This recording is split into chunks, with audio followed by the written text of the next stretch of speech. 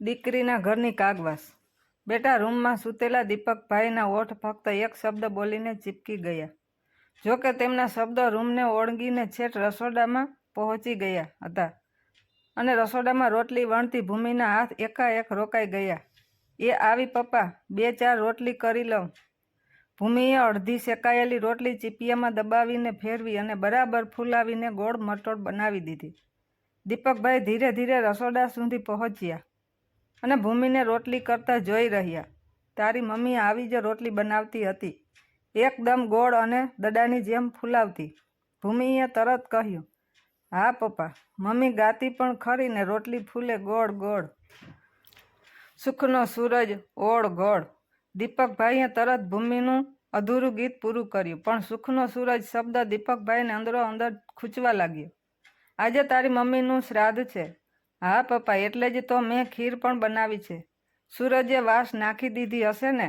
ભૂમિએ સૂરજનું નામ લીધું ત્યાં દીપકભાઈને પેલી ગીતની કડીમાં બોલાયેલો સુખનો સૂરજ શબ્દ વધુ ખૂંચવા લાગ્યો।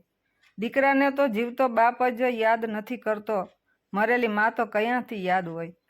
દીપકભાઈના ઓઠેથી હૃદયના વલોપાતના શબ્દો સર્યા અને બંને આંખોમાંથી એકાએક આંસુધાર વહેવા લાગી। અરે પપ્પા, તમે નાહકના હું છું ને, તમારી દીકરી, તમારા દીકરાથી કમ છું? ભૂમિએ પપ્પાની આંખો લૂછતા ફરી કહ્યું, મેં મમ્મી બનાવે તેવી જ ખીર તૈયાર કરી દીધી છે।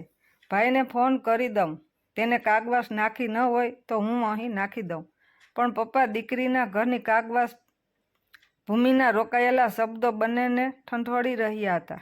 દીકરીના ઘરની કાગવાસ શબ્દ પછી ભૂમિના શબ્દો અને અંદરની સંવેદનશાઓ એકાએક શૂન્યાવકાશ આવી ગયો।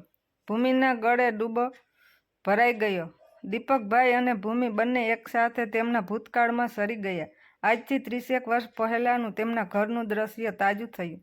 દીપકભાઈ તેમની પત્ની રમીલા, મોટો દીકરો સૂરજ અને નાની દીકરી ભૂમિ સાથે એક સાંકડા ઘરમાં તેમનું ગુજરાન ચલાવતા હતા। નાની સરખી નોકરીમાં ઘરનું માંડ માંડ પૂરું થતું હતું।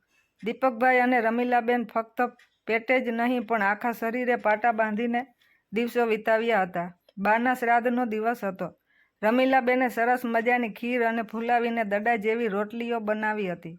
દીપકભાઈને પગમાં ફ્રેક્ચર હતું। કાગવાસ નાખવા માટે સૂરજની રાહ જોવાતી હતી, પણ સૂરજ તેના ભાઈબંધો જોડે રખડવા ઉપડી ગયેલો, તેને કોઈ ફિકર નહોતી। ઘરની ભૂમિએ આગ્રહ કરેલો, પપ્પા હું કાગવાસ નાખી દઉં, પણ તેના પપ્પા એકના બે ન થયા। તેમણે કહેલું, દીકરીના હાથની કાગવાસ ઉપર ના પહોંચે। આ શબ્દો ત્યારે ભૂમિને સમજાયા નહોતા। પપ્પા, હું જોરથી ફેંકીશ એટલે ઉપર છાપરે પહોંચી જશે, ભૈલુંથી નખાય તેનાથી વધુ દૂર હું નાખીશ। ભૂમિએ ખીર અને રોટલી ભરેલો વાટકો હાથમાં લીધો, પણ દીપકભાઈએ તો તરત જ તેના હાથમાંથી વાટકો ઝૂંટવી લીધો। તને કહ્યું ને, તું છોકરી છે, તારાથી બધા કામ ન થાય। તું મમ્મીની જેમ રોટલી વણતા અને ખીર બનાવતા શીખ તોય ઘણું છે। દીપકભાઈનો એકદમ ગુસ્સાવાળો સ્વભાવ અને એકાએક વાડકી ઝૂંટવી લેતા ભૂમિ તો રડતી રડતી મમ્મીના પાલોમાં છુપાઈ ગઈ હતી। મમ્મી ત્યારે ગાતી હતી, રોટલી ફૂલે ગોળ ગોળ, સુખનો સૂરજ ઓળ ગોળ। તે દિવસે સૂરજ છેક 12 વાગ્યા પછી ઘરે આવ્યો। પપ્પાનો ગુસ્સો સૂરજને બરાબર મેથીપાક આપેલો અને સૂરજે ગુસ્સામાં સાવ મને કાગવાસ નાખેલી, તેને તે દિવસે કાગવાસ વખતે કાગવાસ નહીં પણ કાગ ભાગ એમ કહીને બૂમો પાડીને કાગડાઓને ભગાડ્યા હતા। પપ્પા, સૂરજને ફોન કરી જોઉં છું, કાગવાસ નાખી જ હશે। ભૂમિ ભૂતકાળમાંથી બહાર આવી અને દીપકભાઈ પણ તેમની યાદોમાંથી પાછા ફર્યા। ભૂમિએ ફોન હાથમાં લીધો, પણ દીપકભાઈએ તેને રોકતા કહ્યું, કેમ બેટા, તું મારા માટે અપમાન સહ્યો જાય છે? તને કોઈ દી તે સરખો જવાબ આપે છે?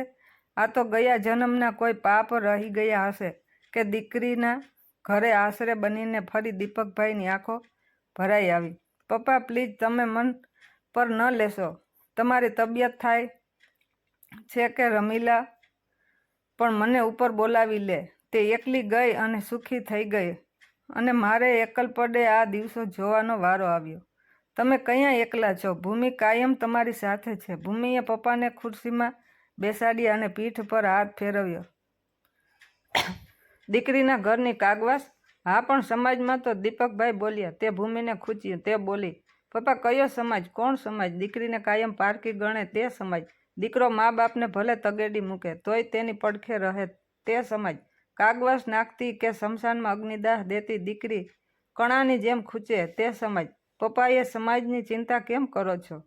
જેને ક્યારેય તમારી ચિંતા નથી કરી. ભૂમિને તો દીકરા પ્રધાન સમાજથી કાયમ તિરસ્કાર જ હતો એટલે તેના ઓઠે આવી ગયું. ભૂમિની અંદર બાળપણથી પોતાની દીકરી તરીકેની અવગણના અને તિરસ્કાર ખૂંચતો હતો, પણ તે સહન કર્યા સિવાય કાંઈ કરી શકતી નહોતી. દીપકભાઈ ભૂમિની તગતગતી આંખોમાં તાકી રહ્યા. બીજી રમીલા જ છે. તું તે પણ કહેતી કે એક દી તમારા સૂરજ કરતાં મારી ભૂમિ ડાહી અને સમજણી થશે, પણ હું તેને સમજી નહોતો શક્યો. ભૂમિએ ખીર પૂરી પીરસ્યા. દીપકભાઈએ ખીરના વાડકામાં એક ગરમા ગરમ રોટલી ચોળી અને પાણીનો ગ્લાસ હાથમાં લીધો. ભૂમિ મારી પાસે આવતો. ભૂમિ નજીક આવી. દીપકભાઈએ તેમના ધ્રુજતા હાથે ભૂમિનો હાથ પકડ્યો અને બોલ્યા, બેટી, હું તને બેટા કહું છું તો ખરેખર દીકરીનું અપમાન કરી રહ્યો હોય તેવું લાગે છે. મને માફ કરજે કે મેં તને… અરે પપ્પા, તમે કેમ આમ બોલો છો? ચલો જમી લો અને કહો કે ખીર મમ્મી જેવી બનાવી છે કે નહીં. ભૂમિ તેમના હૃદયના ભારને હળવો કરવા પ્રયત્ન કરી રહી હતી. મારી એક વાત માનીશ? દીપકભાઈ જાણે ઊંડી લાગણીઓના પ્રવાહમાં ખેંચાઈ ગયા હોય તેમ ભારેખમ થઈ ગયા હતા. અરે પપ્પા, એક નહીં 1000 વાત માનીશ. તો લે આ વાડકો, તારી મમ્મીની કાગવાસ નાખી દે. દીપકભાઈની આંખોમાં કોઈ નવા પરિવર્તનની વીજળી ચમકી. પણ પપ્પા, દીકરીના હાથની કાગવાસ ઉપર પહોંચે? ભૂમિના મુખેથી એકાએક શબ્દો સરી પડ્યા. હા, પહોંચે જ ને. હું અત્યાર સુધી તેનાથી અજાણ હતો. દીકરાના મોહમાં, કુળદીપકના લોભમાં, લક્ષ્મીમાં, ભગવતીના હાથની તાકાતને ભૂલી ગયો હતો. દીપકભાઈએ તે ખીર રોટલી ચોળેલો વાડકો ભૂમિને સોંપી દીધો. ભૂમિની આંખમાં આંસુ હતા. તેને વાડકો લીધો અને દિલથી કાગવાસ કહીને મમ્મીનું શ્રાદ્ધ કર્યું. દીકરીના હાથની કાગવાસ બાદ દીપકભાઈએ ખીર રોટલીનો ટુકડો મોંમાં મૂક્યો અને ગાઈ ઉઠ્યા, રોટલી ફૂલે ગોળ ગોળ, દીકરી પર આખું જીવન ઓળઘોળ. ભેદભાવના ત્રાજવા અહીં કોણ જોખી રહ્યા છે? દીકરીને પામવા ભગવાન પણ પોખી રહ્યા છે.